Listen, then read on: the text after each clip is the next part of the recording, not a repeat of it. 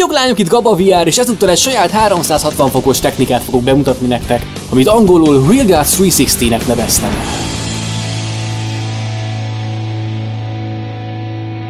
Feltűnt, hogy 360 fokban kézből fotózva szinte mindenki ugyanazokat a szögeket és tereket használja maga körül, ami eléggé hasonló képeket eredményez. A monopodot vagy selfie-botot maguk elé tartják ki, de még nem nagyon láttam olyat, hogy a tér másik felét is kihasználták volna. Én korábban csináltam már ilyen képeket, de nem tudatosult bennem, hogy ez akár egy önálló technika is lehetne, egészen addig, amíg ilyen szögekben kezdtem el anyagokat forgatni. Egy hirtelen ötlet volt, hogy kipróbáljak valami mást, ahelyett, hogy csak kitartanám magam elé egyenesen a kamerát.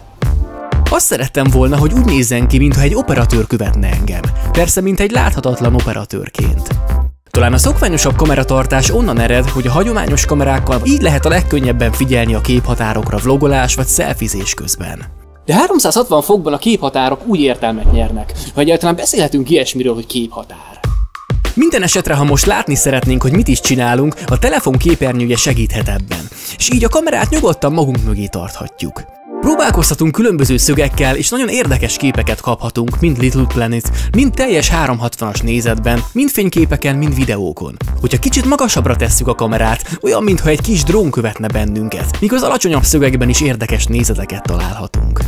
Persze ahhoz, hogy a monopod teljesen láthatatlan maradjon, oda kell figyelnünk rá, hogy a kamera és a selfie-bot teljesen egy vonalban álljon, és amennyire lehet természetes testtartással fotózzunk.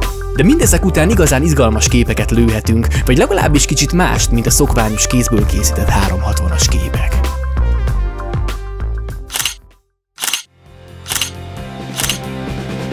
Remélem kipróbáljátok és szeretitek majd ezt a technikát, és ha tetszett ez a kis videó, nyomjatok egy lájkot, illetve további 360 fokos tartalmakért és oktató videókért iratkozzatok fel a csatornámra. Találkozunk legközelebb!